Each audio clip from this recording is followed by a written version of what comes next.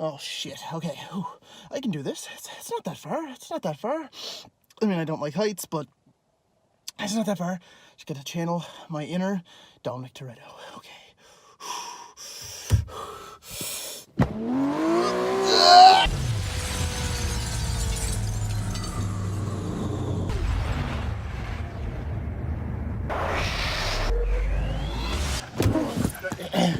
Oh, we made it. Okay. All right. Okay, let's just get. Oh, come on. And we're stuck. All right. That's not that far. I did it in the movies. I can just gotta wrap this around my waist here. Okay. Whew. Now, inner Tom Cruise. Inner Tom Cruise. Okay. Whew. Okay.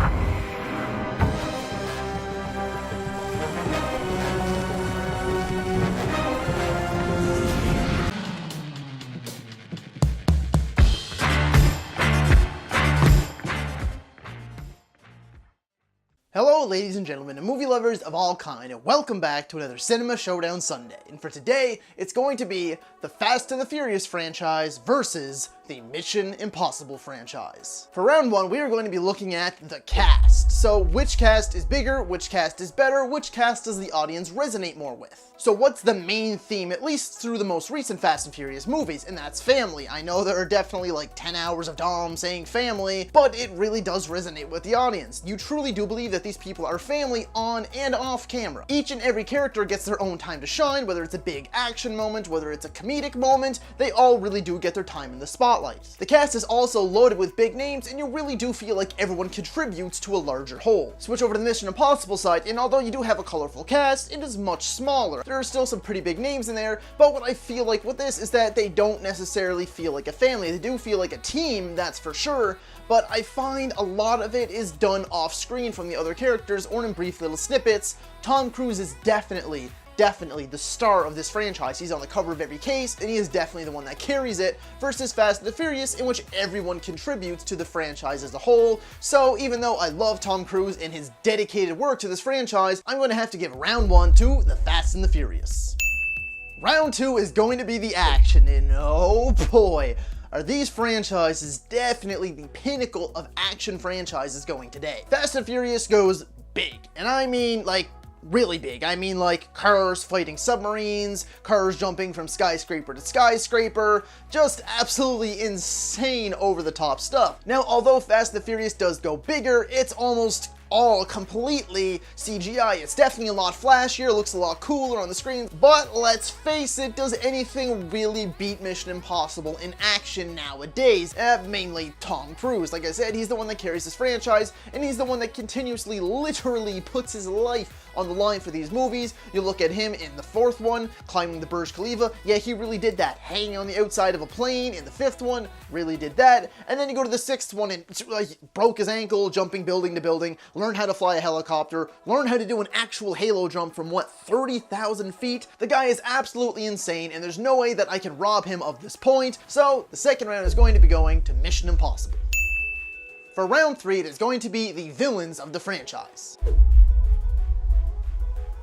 Mission Impossible, for me, is really hit or miss with the villains. Now, the only real memorable villain from this franchise, in my mind, is Philip Seymour Hoffman. He had his turn as the series villain in the third movie, and by far the best one in the entire franchise. And then you have Sean Harris as Solomon Lane in both 5 and 6, but again, he does, have his little kind of menacing, crackling voice, and he does have big plans, but he doesn't do a whole lot. Switch over to Fast and Furious, and they did suffer from the same problem majorly until the most recent films, when they started bringing on big names, such as Luke Evans, Jason Statham, Charlize Theron, and for the upcoming Hobbs & Shaw film, Idris Elba. Now, although these villains are definitely generic as well, and not big, memorable villains, they are definitely far more memorable than anything that the Mission Impossible franchise has to offer. So round three is going to be going to Fast and Furious.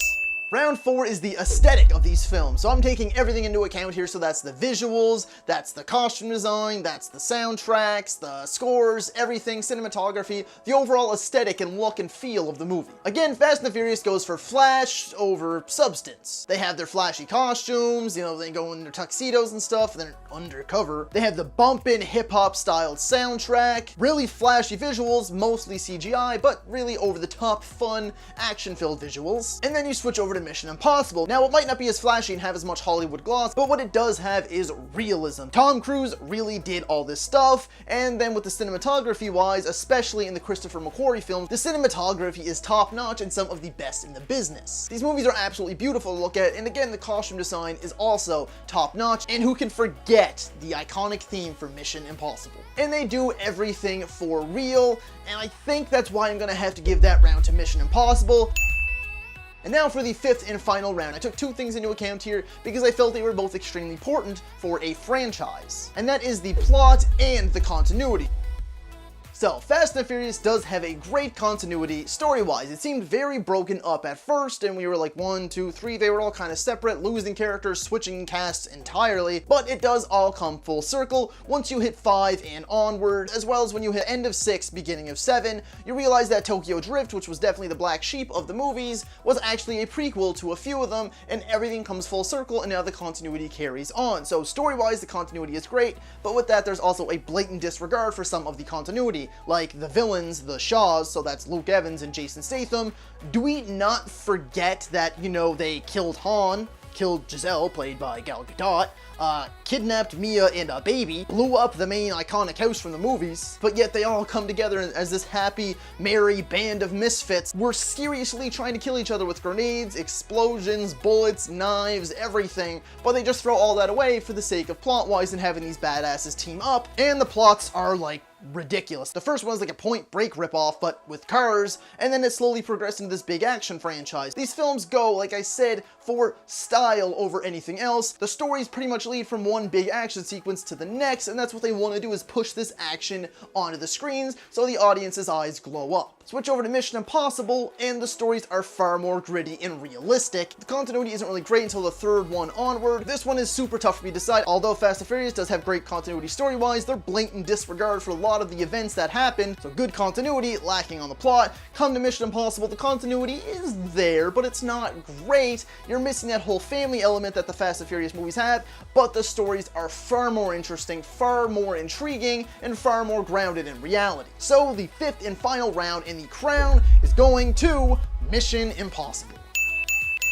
So if you like this video, be sure to like, subscribe, and comment, and let me know who would you have picked for this Cinema Showdown Sunday, as well as what you want to see for the next Cinema Showdown Sunday. And be sure to check me out on social media. I'm on Facebook, Twitter, and Instagram. Links will be in the description and at the end of the video. As always, thank you so much for watching, and that's a wrap. Dredd, you can't just go around killing people like that, man. It's against the law. I am the law. Oh, here we go again. Damn it. I don't have time for this today. John's just gonna have to deal with you. John. Hey, John. Did you get back from the supermarket yet? Yeah, I'm thinking I'm back. Shit, man. Just asking a question.